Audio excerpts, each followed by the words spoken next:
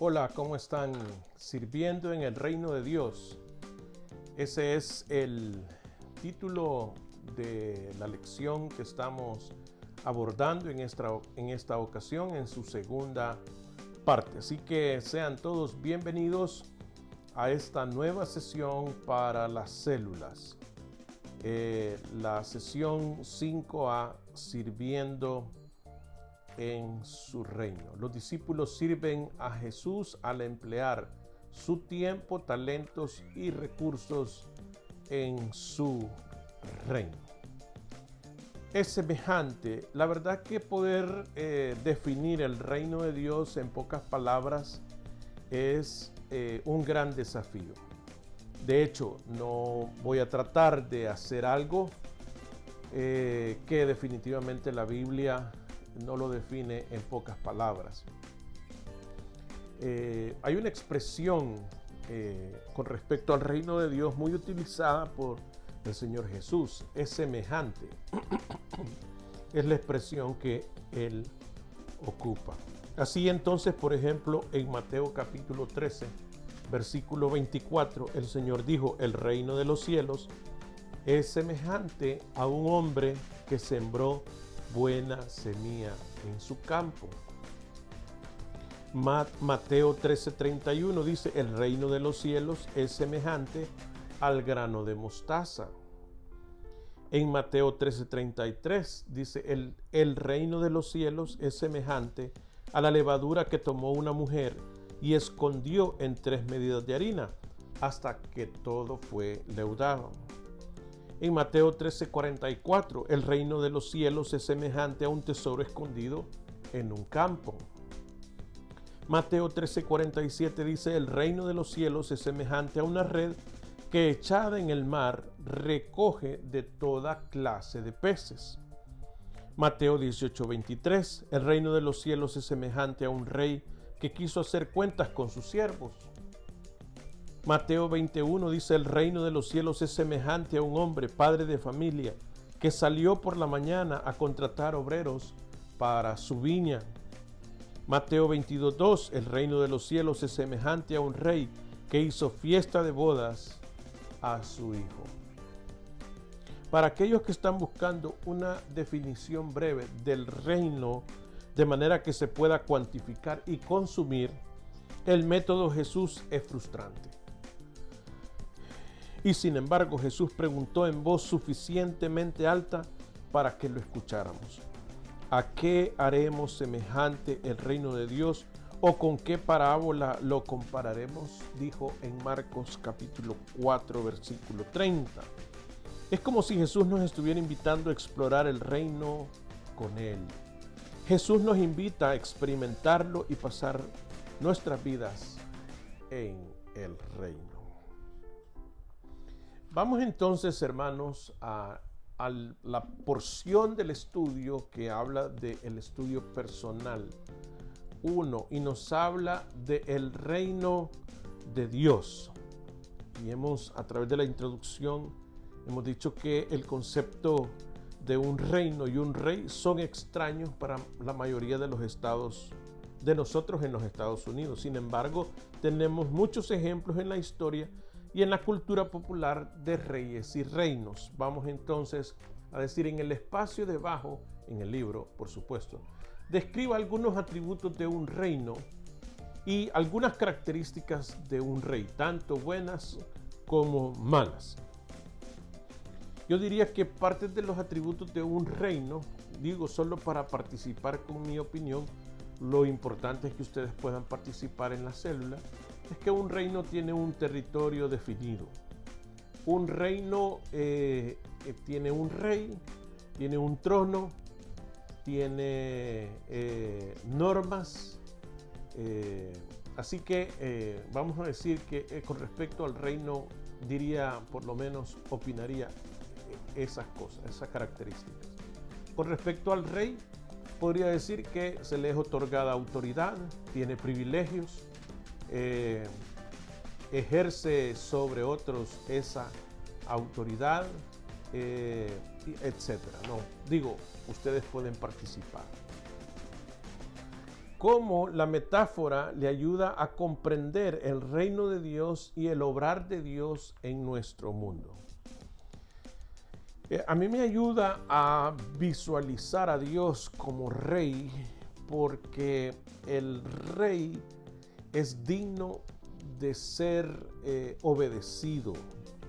El rey es una majestad a la que todos aquellos que pertenecen a su reino deben de darle pleitesía.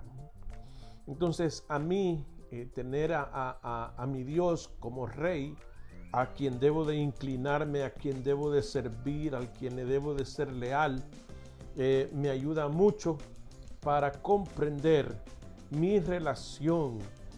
Yo no soy el príncipe, yo soy un súbdito del rey.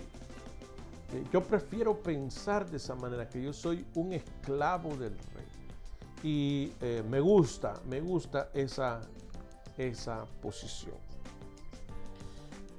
Si uno considera, hablando sobre la dificultad de definir el reino de Dios en 2-3 palabras, si yo le dijera que la ciudad de Miami es una ciudad hispana y que huele a alegría, estaría muy limitado, porque tendría que haber considerado otras preguntas. Podría haber dicho qué tipo de restaurantes hay, qué podría haber dicho del alcalde. Vamos a decir que yo podría haberle hablado de los parques, de las escuelas y los vecinos. Podría haberle hablado acerca de la nomenclatura de la ciudad, las calles, los nombres, qué tipo de plantas hay en esta ciudad, qué tipo de población, no solamente hay hispanos, qué tipo de temperatura hay durante el año. Entonces, reducir en 2 palabras, en 2 expresiones, que es la ciudad de Miami, es muy limitado. Lo mismo es para el reino de Dios. O sea, no es que una ciudad es de las mismas dimensiones del reino de Dios. El reino de Dios es superior. Ahora, ¿cómo yo podría definir un concepto acerca de una ciudad o cómo podría describirla mejor? Relacionándome, ¿no? Yendo por las calles. Yo podría darle una mejor descripción acerca de qué es la ciudad. Nosotros vamos a darle un vistazo a lo que es la ciudad en verdad. Ni siquiera una vida entera en una ciudad es suficiente para comprender la plenitud de ella. La tarea de apoderarse del reino de Dios es mucho mayor.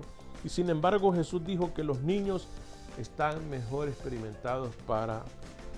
capacitados para experimentarlo. Tal vez hay un sentido de asombro y maravilla que perdemos a medida que maduramos y que es necesaria para experimentar el reino de Dios. Vamos a seguir considerando y reflexionando acerca del reino de Dios.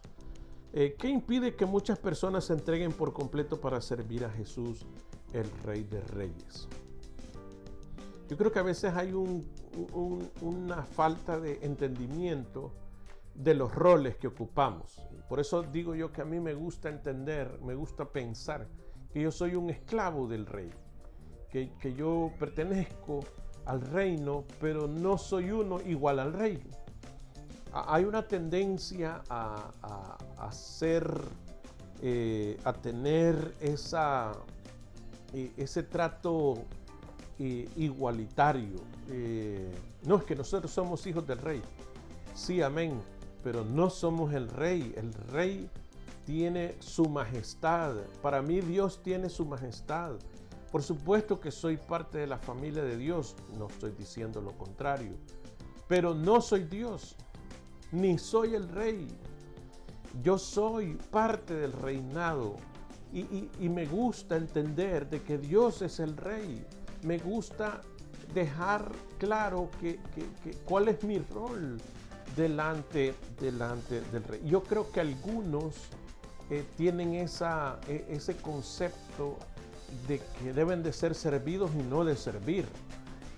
A mí me parece que nosotros deberíamos de afinar un poco más en nuestros roles y entender de que el rey sí es digno de ser servido.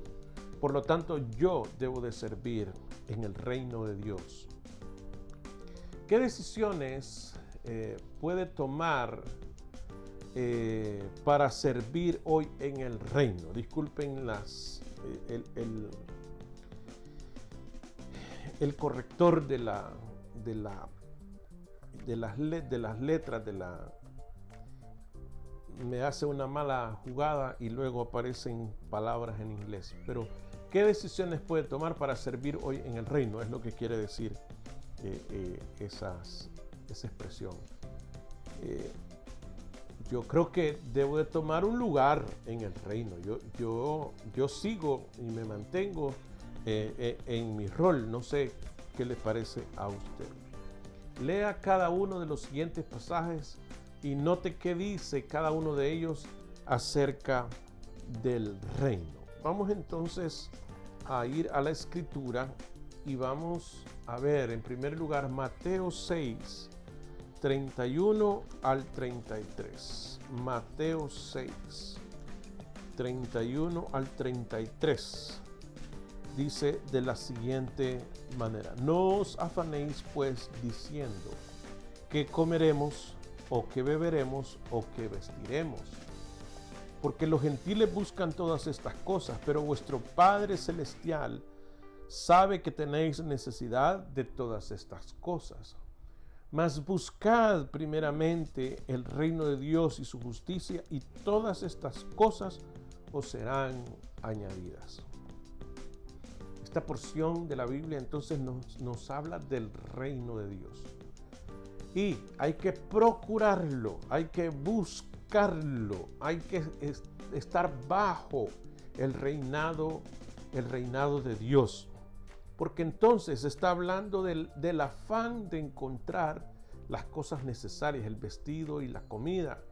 Si nosotros procuramos que Dios sea nuestro rey, dice que Él va a añadir las cosas que necesitamos. Por lo tanto, yo diría, en mi opinión y mi participación en la discusión de esta célula, de que debemos de buscar, procurar el reino de Dios en nuestra vida.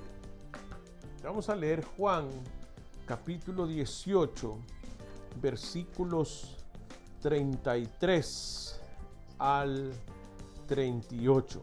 Juan capítulo 18, versículos 33 al 38. Dice: entonces Pilato volvió a entrar en el pretorio y llamó a Jesús y le dijo: ¿eres tú rey de los judíos? Jesús le respondió: ¿dices tú esto por ti mismo o te lo han dicho otros de mí? Pilato le respondió: ¿soy yo acaso judío? Tu nación y los principales sacerdotes te han entregado a mí. ¿Qué has hecho? Respondió Jesús: mi reino no es de este mundo. Si mi reino fuera de este mundo, mis servidores pelearían para que yo no fuera entregado a los judíos, pero mi reino no es de aquí. Le dijo entonces Pilato: luego tú eres rey. Respondió Jesús: tú dices que yo soy rey. Yo para esto he nacido y para esto he venido al mundo, para dar testimonio a la verdad. Todo aquel que es de la verdad, oye mi voz. Le dijo Pilato: ¿qué es la verdad? Y cuando hubo dicho esto, salió otra vez a los judíos y les dijo: yo no hallo en él ningún delito. Entonces, este texto, hermanos, nos está hablando del concepto del reino de Dios, como es el propósito, ¿no? Y Jesús dijo que el reino suyo no era de este mundo.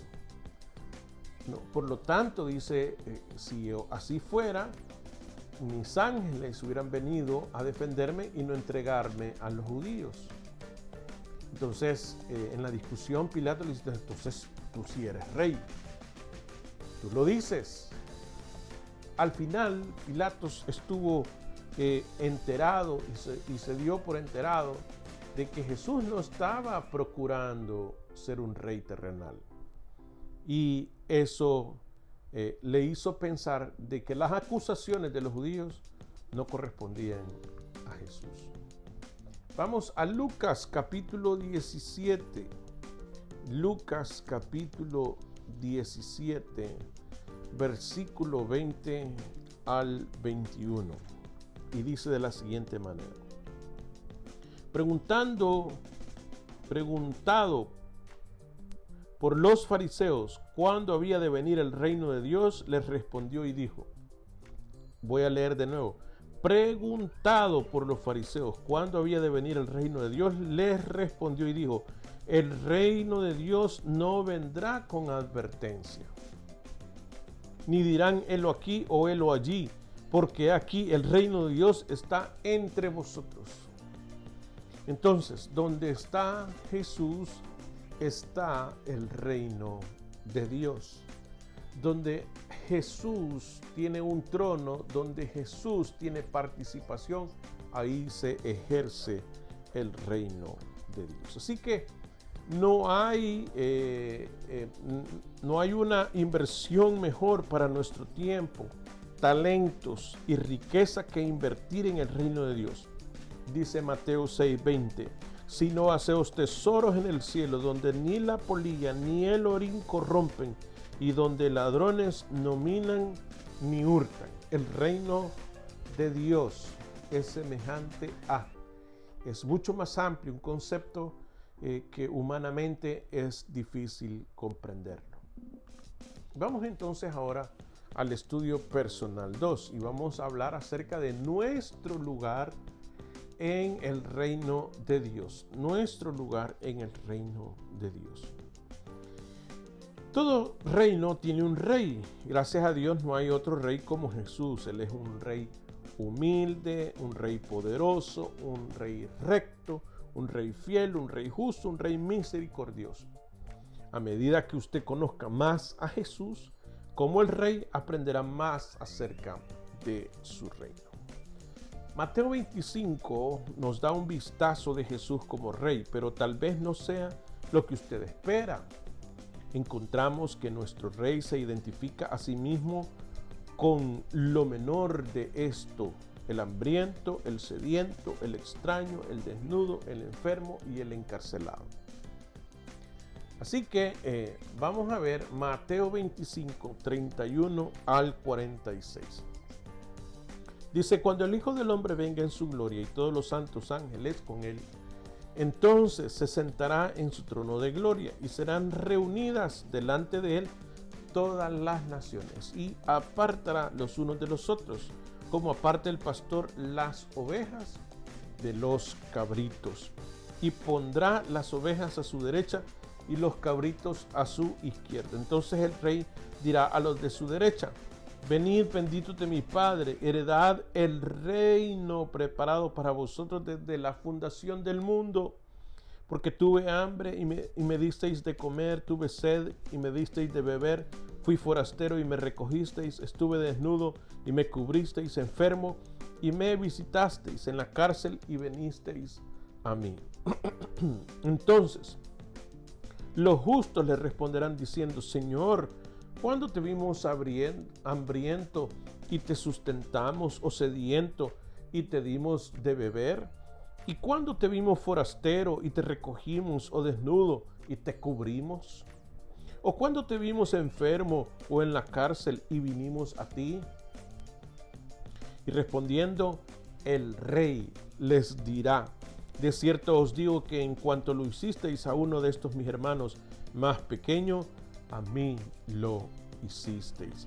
Entonces dirá también a los de la izquierda, apartaos de mí, malditos, al fuego eterno preparado para el diablo y sus ángeles, porque tuve hambre y no me disteis de comer, tuve sed y no me disteis de beber, fui forastero y no me recogisteis, estuve desnudo y no me cubristeis, enfermo y en la cárcel y no me visitasteis.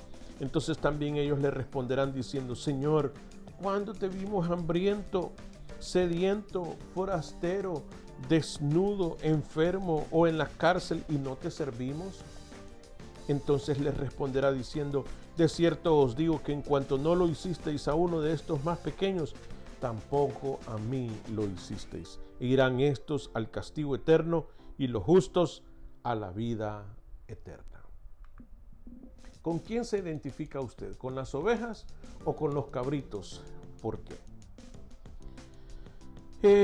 Bueno, yo diría que me identifico con las ovejas, por supuesto, ¿verdad? Pero la reflexión sería: ¿estoy yo dando de comer al hambriento? ¿Estoy yo cubriendo al Señor?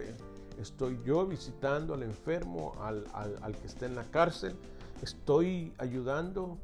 De alguna manera creo que sí, pero bueno, ese es conceptualmente o más bien dicho la respuesta correcta. Yo me identifico con las ovejas, pero hay una reflexión en esta parábola.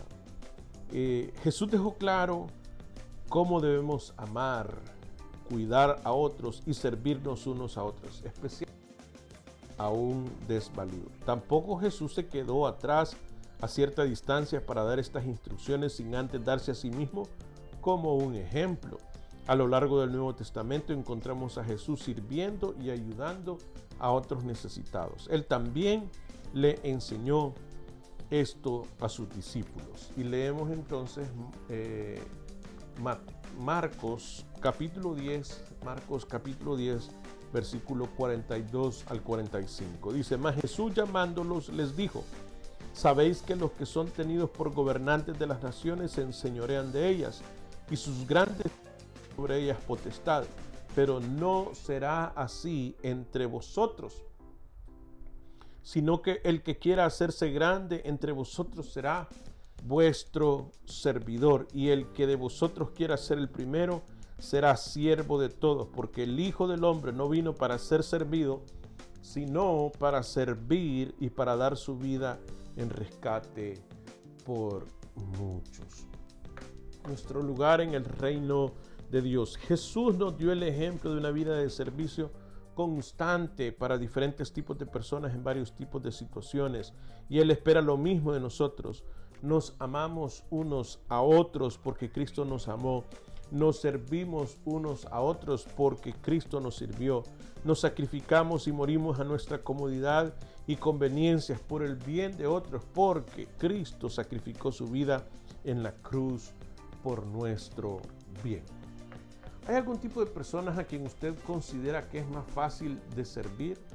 ¿Cuáles son algunos servicios que a usted le gusta hacer para ayudar a otros? Explique.